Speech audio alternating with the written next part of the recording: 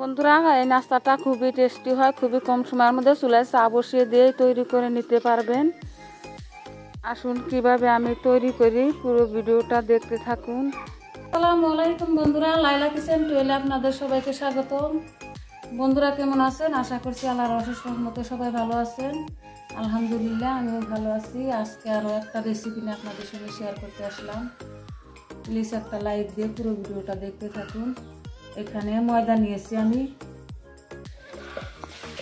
কি তৈরি করে দেখতে থাকুন। এখানে ময়দার মধ্যে আমি দিয়ে দিলাম পরিমাণ মতো লবণ, 1 চামচ সাদা তিল দিয়ে দিলাম, এখানে 1 চামচ চাট মশলা দিয়ে দিলাম, 1 চামচ মরিচ গুঁড়া দিয়ে দিলাম, দিয়ে ভালো করে মেখে নিব আমি শুকনো উপকরণ গিলা।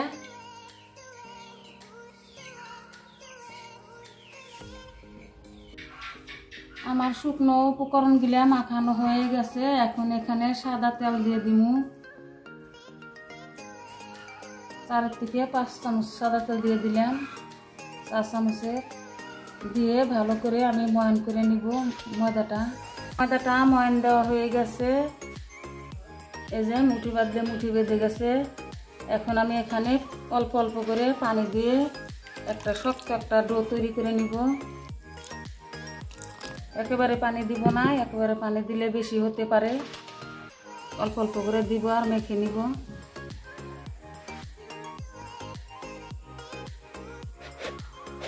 এখানে আমার ডোটা তৈরি হয়ে গেছে। যে নরম হবে না, ডোটা শক্তই হবে, একেবারে শক্ত না, কি মাঝামাঝি সাইজের। এখন একটা রুটি বেলার পিড়া নিয়েছি, এর মধ্যে ডোটা আমি নিয়ে নিলাম, নিয়ে 2টা ভাগে ভাগ করে নিব। আমি ডোটা একটা ভাগ রেখে দিব, আর একটা ভাগ আমি একটা রুটি বেলে নিব। হাত দিয়ে গোল করে নিয়ে এখানে কয়েকটা ময়দা ছড়িয়ে দিয়ে একটা রুটি বেলে নিব।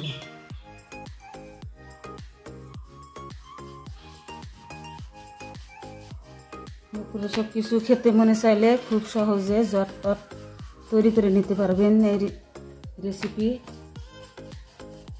বাচ্চাদেরকেও তৈরি করে দিতে পারবেন।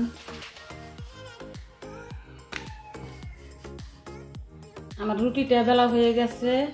এখন আমি এখানে সাদা তেল দিয়ে দিব, দিয়ে পুরো রুটিটার মধ্যে আমি সাদা তেলটা ছড়িয়ে দিব।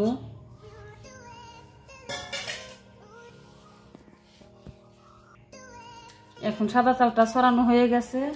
এখন আমি ময়দা দিয়ে দিব, পুরো রুটির মধ্যে ময়দাটা দিয়ে দিলাম। আপনারা কর্নফ্লাওয়ারও দিতে পারেন, আমি ময়দা দিয়ে দিলাম। দিয়ে এক পাশে ভাঁজ করে নিব, 2 পাশ থেকে ভাঁজ করে নিয়ে এখানে চেপে চেপে দিয়ে আবার একটু সাদা তেল দিয়ে দিব। এখানে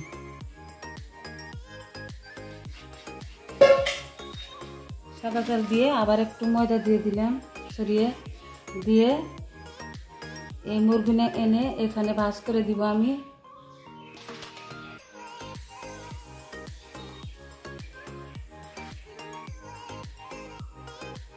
এই যে আমার রোলটা হয়ে গেল। এখন আমি এটা সাইডে রেখে দিয়ে আর একটা আছে ওইটা তৈরি করে নিই আগে, তারপরে দেখাইতেছি। একটা রোল এখানে নিয়ে নিলাম আমি, নিয়ে আমি আবার রুটি বেলে নিব। আমি স্কোয়ার শেপ করে বেলে নিব, গোল করব না, আপনারা চাইলে গোলও করতে পারেন।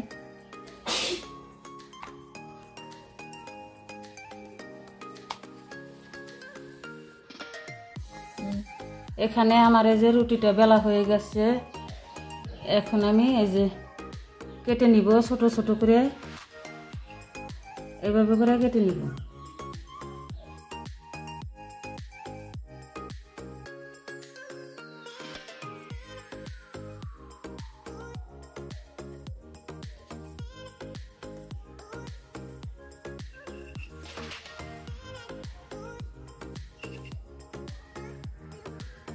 এই যে এই শেপে কেটে নিলাম। এখন পুরো রুটিটাই তুলে নিব। আপনারা যে কোনো শেপ দিতে পারেন।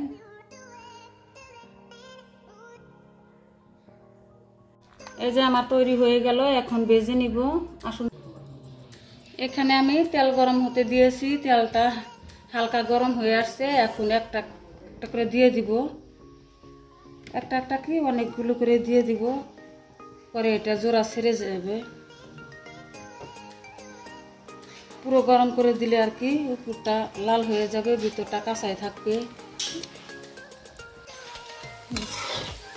এখন একটু নেড়ে দিব, লেয়ার বানায় যে ফুটে উঠছে কি সুন্দর।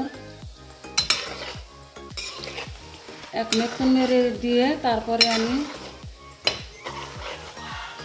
আঁচটা অল্প বাড়িয়ে দিব। ভিতরটা এখন হয়ে গেছে, লাহে লাহে ভেজে নিলাম। এখন আঁচটা বাড়িয়ে দিয়ে লাল করে ভেজে তারপরে তুলব।